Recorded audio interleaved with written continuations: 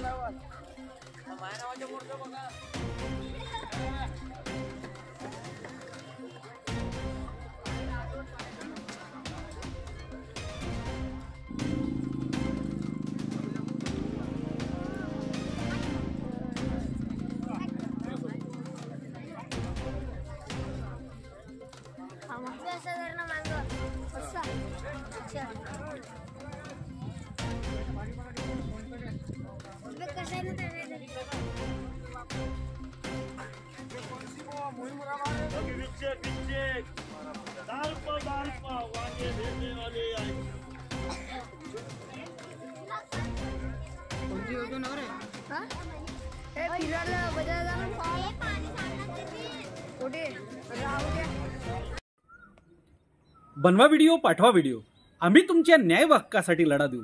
ताज्या बातम्या व घडामोडींसाठी पाहत राहा फक्त महाराष्ट्र लाईव्ह न्यूज। आजच आमच्या चॅनलला सबस्क्राईब करा, शेअर करा, कमेंट करा आणि हो, बेल आयकॉन दाबायला विसरू नका। जय महाराष्ट्र।